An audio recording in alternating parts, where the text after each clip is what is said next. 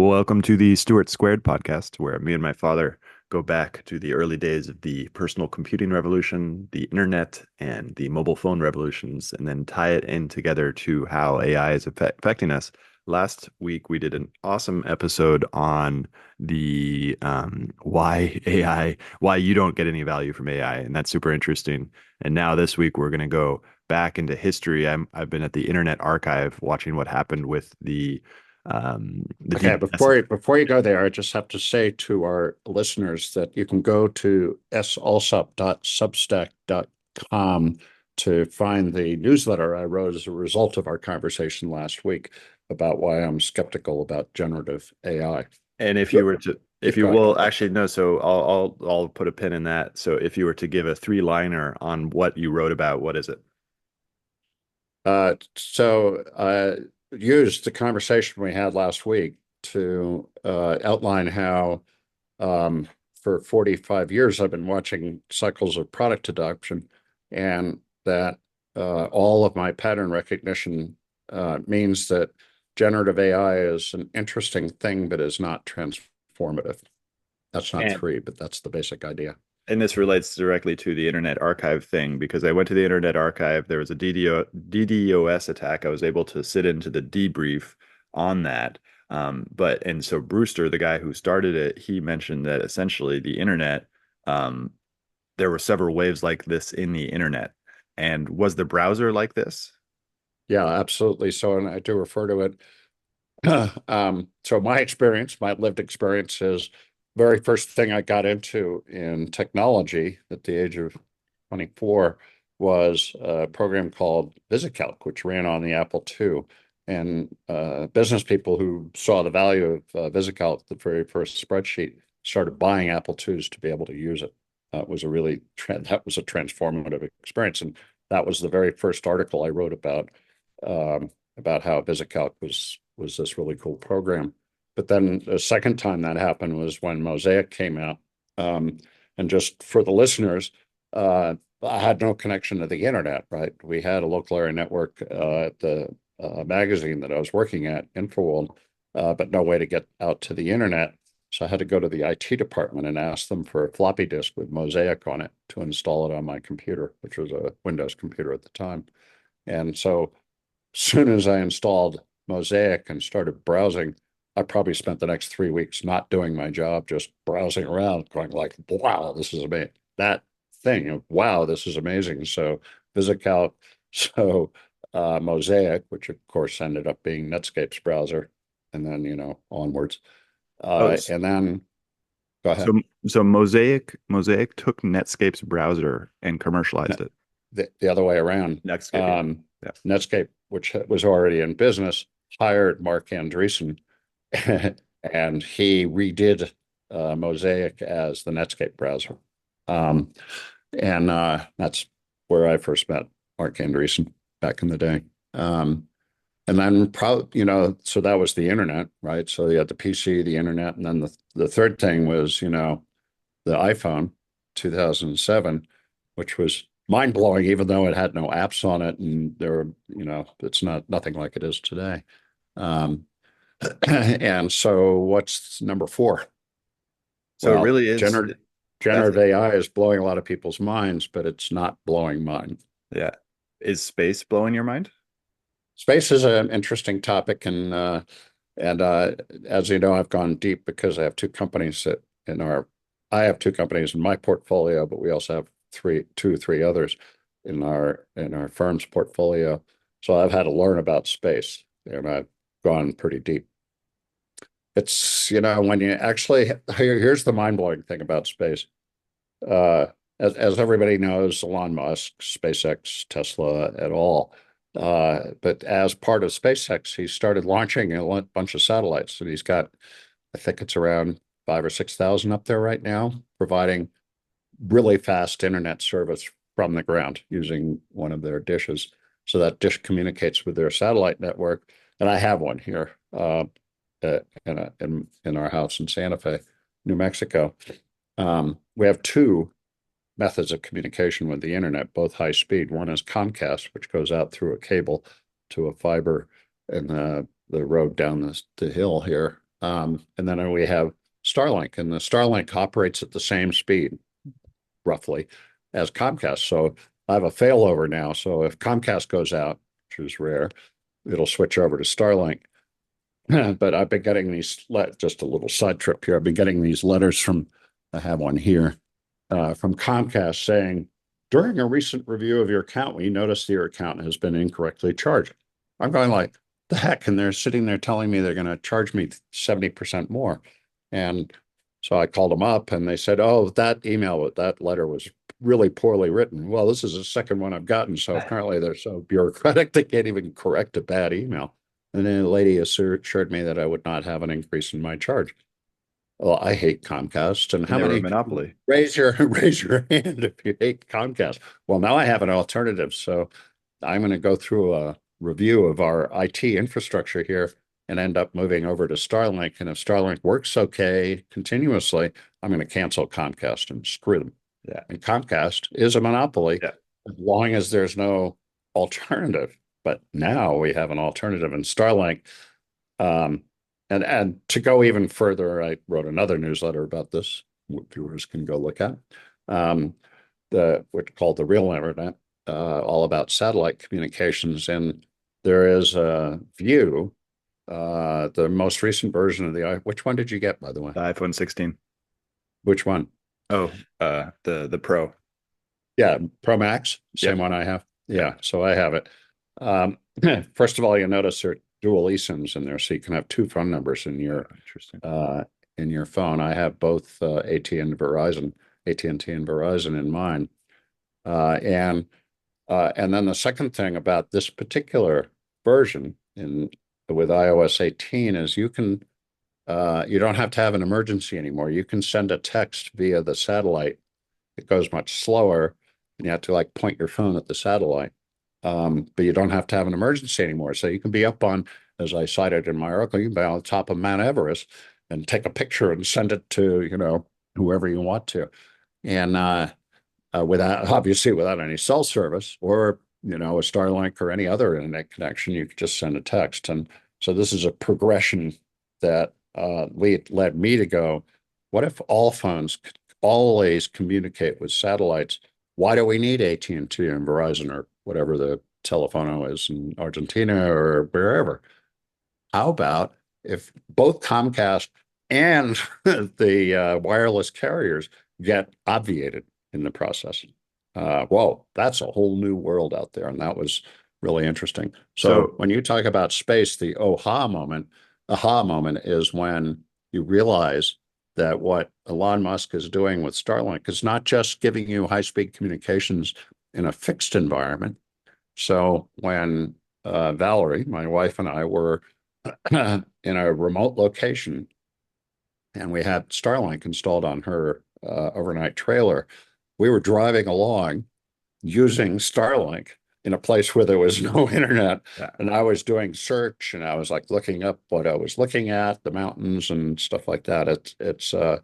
So I've had that experience. It's not exactly the same as using it from any old cell phone because we were in a truck with the battery powering the Starlink. So so there's a few questions from that. How many satellites are there in space? If you were to guess, how many That satellites are out there? I don't have to guess because I looked it up.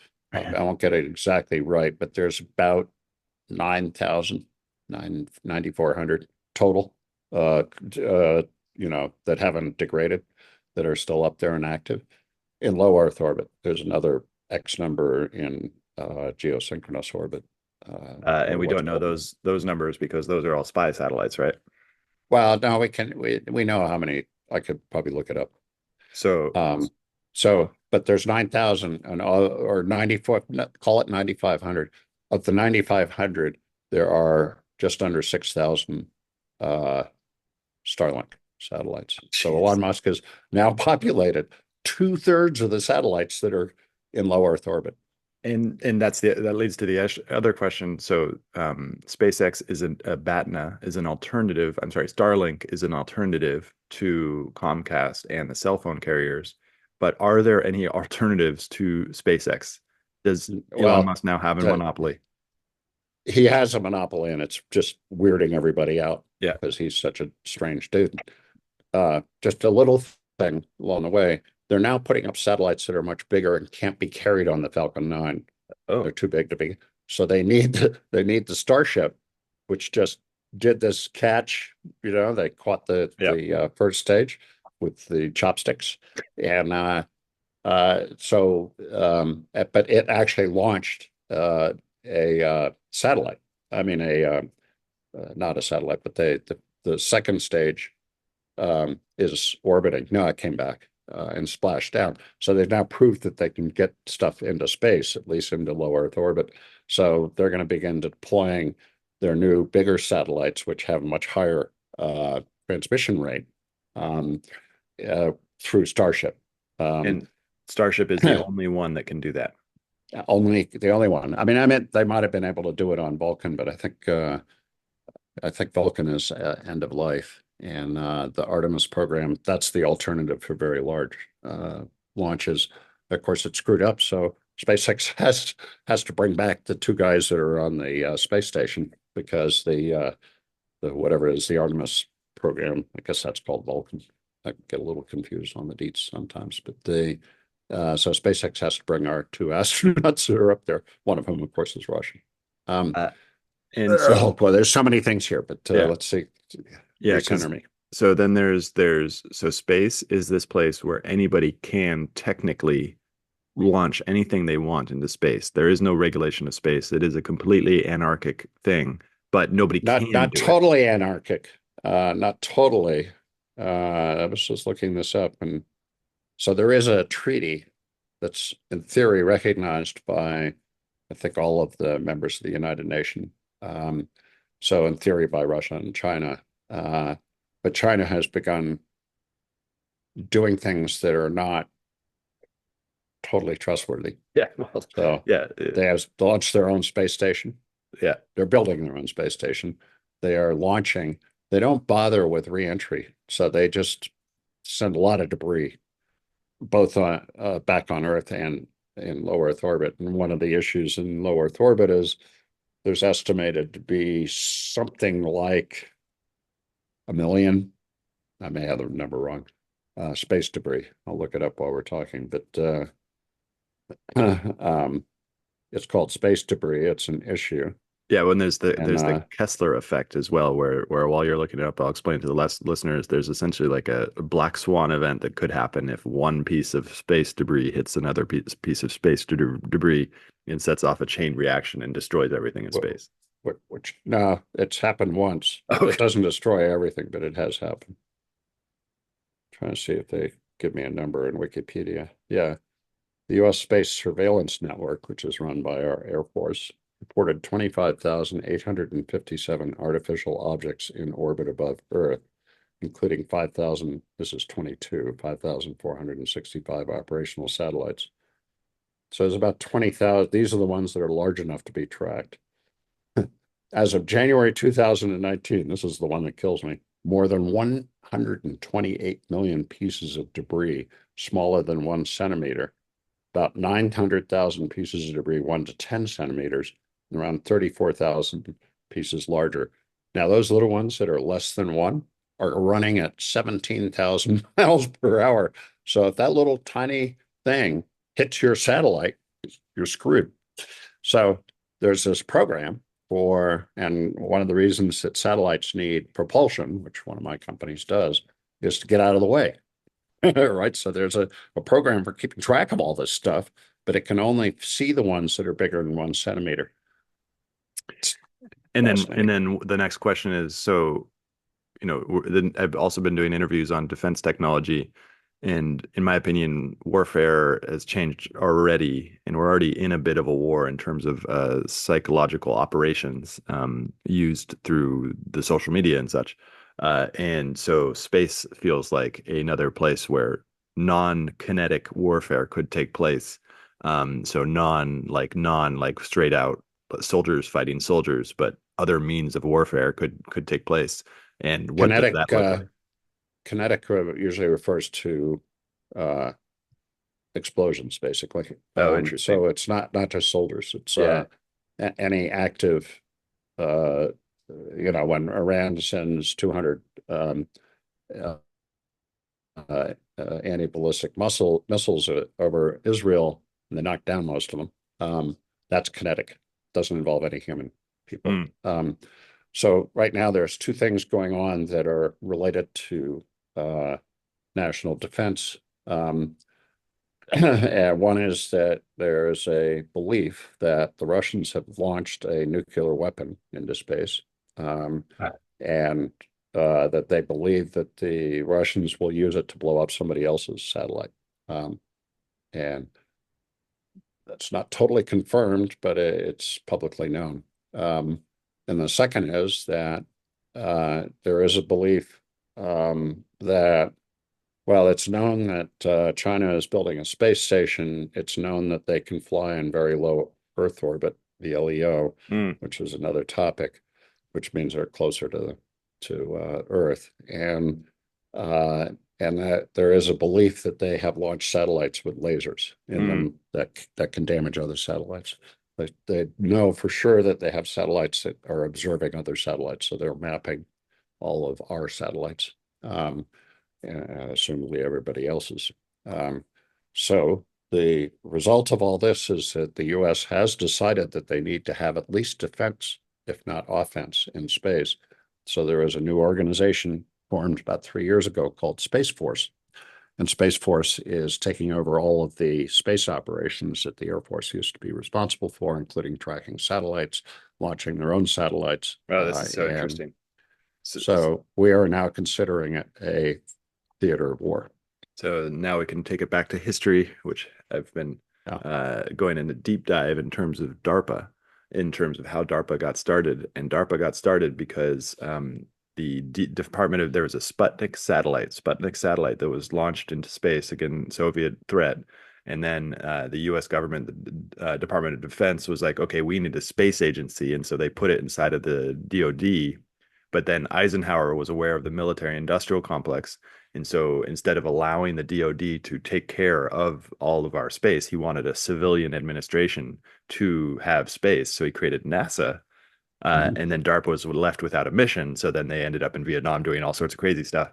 But going back to how that relates to today is that now we do actually have, it's no longer space. Well, I guess there probably have been many iterations of this, not many that Mhm. have been shown in public, but now we do have a defense and offense in space that is within the Pentagon.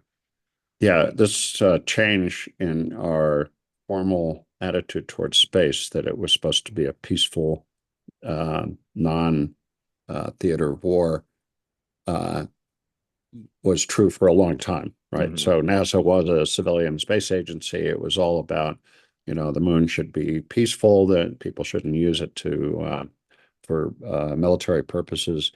That ended Yep. 3 years ago, and it ended because China is clearly building an offensive capability in space. And also the fact that there's now economic interest in space, which is interesting. But this is the this goes back even further into history, which is like the new continent, all the European traders who found a new continent, and it was just like boundless prosperity, boundless, and space has a similar thing where it's just so much up there, it's infinite up there. So yeah. Um, yeah, I mean, you can get into existential thinking here, but you know, historically, the Europeans who conquered the rest of the world, generally speaking, were pretty nasty when they went into other places, like whether it's the indigenous people in the U.S. that primarily the British kind of, well, the Americans tried to eliminate, but it was true in Mexico and South America, and kind of the only place that the Europeans really couldn't get control of was in Japan and China in the Far East. And but then the Japanese did a really nasty job on the Chinese, and so it's like a human thing, right? So are Yep. we going to be able to act differently in space than Well, we but have that on that that Earth? that requires that part of the analogy requires another alien race in order, and the other alien race might be stronger than us. But what I Might was be talking about, worse than us, might yeah. be better than us. It's like, this is all very philosophical because But we don't no, but I was actually talking know about the economic interests and how that relates to the new era of warfare we're going to have. because space right now actually does have an economic interest. There are Oh, satellites out there yeah. that do things that people want, and anytime there's economic interest, there's political interest. And anytime there's political interest, there's the chance of war. And so space is now an anarchic system that's sort of an extension. And but the beauty of that also is that anytime there's war, there's also innovation. And so there's But you going to mean, be what? yeah, you mean like drones in the Ukraine. Well, not Um, but that's the dual use consumer use, right? Is like one side is the fact that it's used developed for military applications, and then it comes back into the civilian applications as well. So there's like a Good. going back and forth. It's a lot of stuff here, but that was actually the theme of my newsletter about AI. That only the only stuff that's really important is stuff that actually has an impact on individuals, Yeah. not Yep. organizations. And so, Oh, anyway. wait, no. Let's take that into history. So let's take that into the personal computing. How does because that's what you started with was essentially understanding where the individual benefits from the personal computer and how that changed Yeah. everything. Well, the history of computing is the history of IBM, basically, but the Uh, international business machines. Um, the and the IBM started in the early 50s by creating computers for organizations, um, uh, commercially, right? So that whether it was government or large enterprise, they would pay enormous amounts for these very basic computing systems that served the organization. And so, which is where that whole thing about people in the basement in white coats and air conditioned rooms had these machines that they were programming originally with punch cards, and it evolved from there. At the moment when the personal computer arrived, that had been the model from whatever it was, the early 50s to the late 70s. And then the PC showed up, and there was a lot of resistance to the PC as a business computer, which is why VisiCalc spreadsheet was so important, um, because it wasn't a serious computer and it wasn't able mm, to do these mm. enterprise applications. But the enterprise stuff, really only applied to very large organizations with a lot of money that could pay for them and maintain the staff to operate them. So the personal computer was the first instance where there was benefit to the individual, and it changed the entire landscape. So I'm into changing landscapes, right? So yeah, IBM was an innovator and created this thing, but it was invisible to the rest of us because it was buried in the basement and it was hard to understand, and people weren't really interested in it until it became personal. And so that's why I have this belief that it's important for stuff to be meaningful to individuals for it to transform. And this actually answers a key question that I've had about the countercultural revolution. I'm sorry, the cultural revolution of the 1960s, and the essentially like how that tied in with the personal computer in the sense of the individual, because that was a long period that landed in the that tied up a lot of things within Western philosophy that essentially created the value of the individual, because that only comes from the Western framework. Our philosophy is the only one that values the individual to a really high degree. And so now we're talking about how, and that was the whole problem that the hippies had with the 1960s was that their choice was to get stuck into a machine inside of IBM. And then 1980s happened, all of a sudden individuals had power, and so they created like the Internet Archive, this sort of like grant access to knowledge for all free individuals, freedom of knowledge, all these different things. So let me tie something together. And Yeah. I've been thinking about this because of when I was born. I was born in 1952, and the baby boom happened between 1946 and 1964. So I'm right in the middle of the baby boom. And demographically, at least in the US, it wasn't necessarily true in other countries. Um, we had this baby boom that started after World War II when we had all of our returning servicemen were uh, given these benefits of a college education and which helped them raise up into the middle class, and we had a great economy. So for that period of 18 years, we had more than 3 million babies a year. I think it was the Mm, number. mm. And this was referred as the pig and the python, which is this massive set of babies were born during that period of time. And it transformed everything about what happened in our country, about, who was in charge of politics, who was in charge of commerce and so forth. And So I've always been a member of that. And so if you were born in 1952, you turned 21 in 1973, or, plus or minus wherever you were in the baby boom. Well, 1968 to 1974 was kind of the flower power, right? There was other stuff before that, like the beatniks but that was minor. But it blossomed into this thing that affected an entire generation, which is my generation. So if you look at where the personal computer started, it really started in like 1974, Mm, 1975, when mm, the homebrew club started messing around. Well, these are people that are just graduating college and had no work experience, right? They weren't sitting there thinking like their parents did, that you have lifetime employment and you work for a company and then you retire and you had this whole model. They came rejected into that. this with none of that experience, and they're opposed to that. And that's where the counterculture came from. The personal computer, at some level, was both a product and a cause of what happened afterwards, that there was this notion that the individual ruled and you needed to deliver technology to the individual in order to enhance their productivity Mm, or awareness or whatever you want to put it. So mm, it's thought about this a lot because, I'm in that. And if I ever write a book, I got to figure out how to make that mm. the theme of the book. Wait, are there thoughts of writing a book? Thoughts. I've never written one. I've never written anything more than 800 words, so I don't really know how to write 80,000 words. So Isn't it it's putting together 10 chapters of 10, 800 words? 800, Yeah. maybe. Yeah. But, if you read books and you like books, there's certain books you like that are better than Yeah. others. I'd rather optimize for making the book a book rather Yeah. than just a series of 10 articles. But you said that this book would be about that specific I think thing. I'd have to be 100. Let's say 800 times 10 is 8,000. So if I need 80,000, I need 100. 100 words. Yeah. Yeah. Yeah. So, but this book would be about the PC and how the How it individual. intersects with my life, right? Yeah. Because if I want to write a book and people want to read it, right, they're not just going to want to read about my life, which Yeah. is somewhat interesting, maybe, but I have to plug into something going to happen and have a point of view about that. And since I'm a contrarian and like pissing people off, I try to come up with something that people haven't said before. And it would be related to this essentially like the rise of the personal computer as it relates to the individual. Because I matriculated as an adult exactly when the PC started. Hmm. And so let's wrap this up with the essentially what we were talking about earlier about Mosaic.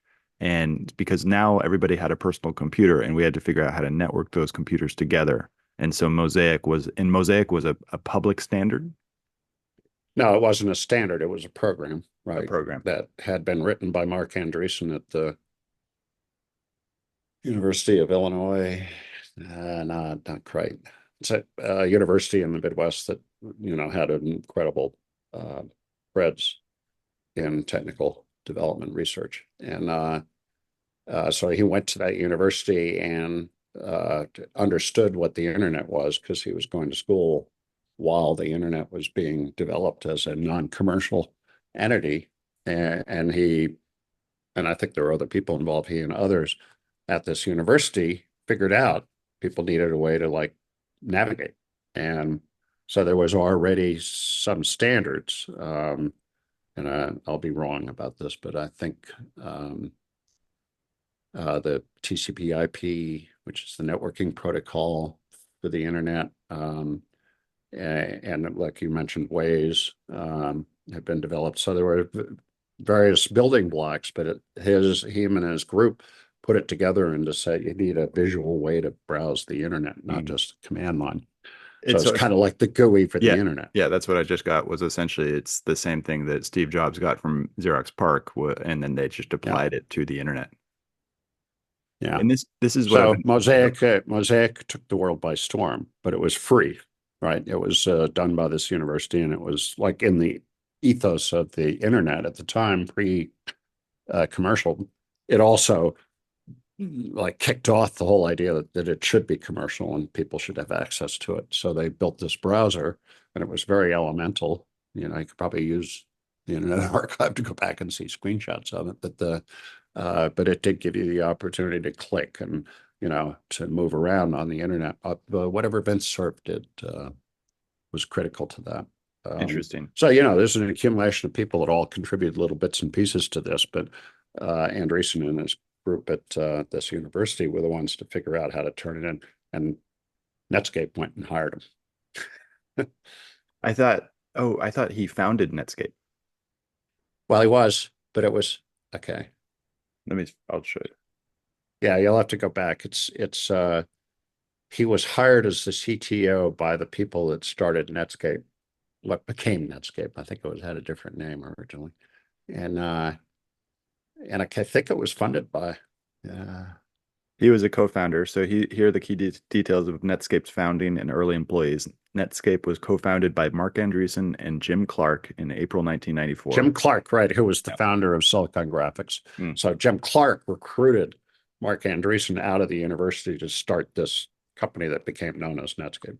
So what is Silicon Graphics? Silicon Graphics is like Sun Microsystems, except Silicon Graphics did graphics. Sun Microsystems did workstations where you could do, pretty much anything with applications that ran on. It was based on Unix. Likewise, Silicon Graphics was based on Unix, but it was the one that innovated in the ability to produce graphics, right? And ended up being critical for like making movies and stuff where you're rendering images. Both Sun and Silicon Graphics are no longer with us. It was a period of time. It was sort of the follow-on to the mainframe mini computer workstation. Workstation was the bridge into the PC. So now taking this, go back to the article, we have various transformational changes. And in those transformational changes, one large piece of the infrastructure gets put into place. We now have the LLMs getting put into place. And now looking forward, there's essentially, we're going to have to actually like put people like Andreessen, whoever's going to be the new Andreessen, will have to put various pieces together, and nobody will believe them except for a small part of the population, because everybody else is scared of delusional fantasies of demise. Mostly in San Francisco, where you are right now, but that's a different topic. So the thing I said in my newsletter, which you now have to go back and read, is that LLMs are a batch process. Punch cards are a batch process. RDBMS, relational database management systems, were a batch process. Until you get into things that happen in real time, right away, always, you don't really get transformation. And that's why I'm deeply skeptical that LLMs are now AGI. LLMs are the antithesis of AGI because you have to go out and you feed them all this data, and it takes months and huge billions of dollars of processing to produce a new version of the LLM. But that LLM, as soon as it's introduced, is out of date because everybody else is working on LLMs and LLMs are being produced. So it's like, this is the fundamental thing I was saying in my newsletter that I just published, which is this is a batch process, and batch processes don't transform things. So this does actually get to the fantasy land. I've noticed something about AI and about is that there's something about the best researchers in the world that the best researchers in the world need to pay lip service or actually believe that AI right now is like a direct threat to our human population. And that is written into the contract between OpenAI and Microsoft. And OpenAI. That is really, really fascinating because there's no language in that contract that defines how they decide that they've achieved AGI. Just because Sam says it's so? No, it's the board. The board, and so I know, but the board is like is under Sam now. Yeah. Sam has control of the board. Yeah, and you'll remember I got into this. The last conversation we had is how the hell is Microsoft going to give up $59 billion of profit to own a piece of OpenAI, right? How are they going to trade in that right to get $59 billion of cash out of OpenAI in order for it to become a for-profit for them to be a shareholder? How that's at the core, and it's not visible, right? But Microsoft hired Mustafa Suleyman to be their chief AI guy. who came from a different organization, but is like Jan LeCun and Jeffrey Hinton and all these other major personalities in AI. And there's this whole reporting going on about the tension between Microsoft and OpenAI, which is primarily about how OpenAI is becoming for profit, but also is like Microsoft has not been able to really demonstrate. I said this in my newsletter. The bullshit about Copilot is it's a separate thing. It's not actually embedded into their applications. Uh, And if you start seeing where they're trying to get you to use AI in their apps, it's not part of the app. This is why, boom, this is why we're all looking forward to Apple Intelligence, because if Apple doesn't deliver, on-device intelligence that uses your own personal data, then we're all going to be disappointed in Apple Intelligence, and mm, Apple's going to have yep. a real problem on its Mhm. hands. It's going to be very interesting whether they can do it. I have to say, it's been a very interesting experience. I was expecting total fluidity in moving from Google Pixel to iPhone, and I've experienced menu after menu, probably all focused because of the European regulation of having to put pop-ups wherever there's a certain thing. But it has not been a smooth experience. It might just be moving over to another iOS, and the phone is so central to our lives now that it's just but it's not a flow like experience that I remember from Apple. So you have your notifications silenced. Do you know that? I did not know that. So it's right here. Yeah. Whoops, it shows it to me right here. It Yeah. says, because they have real-time communications and Yeah. iMessage, Interesting. it's telling me that. So when I said I was knocking on the Zoom door, Yeah. which you read, I actually pushed. It says, "Do you want to actually Oh, go push past. it?" So Oh, I pushed interesting. it so that you'd hear about it. This is really interesting. You get Yeah. control over everything, and I have a Pixel 9 Fold, by the Yep. way. I'll Yep. bring it with me. Um, and uh, there's a lot of details involved in using either Android or Yep. iOS. And I Yeah. know iOS way better than Android, but you now know Android way better than iOS. Mm. I'm impressed that you've switched to Yep. try it out. Well, because Google is collapsing, and I want to get out before it collapses, before the ship just gets destroyed, basically. Not in terms of Uh, the company. The company is okay, going to stick around, but let's do that. Let's yeah. do that topic. Okay. Next Will time. Google survive? Yeah. Okay. Next time we'll do that. All right. Well, Okay. always a pleasure.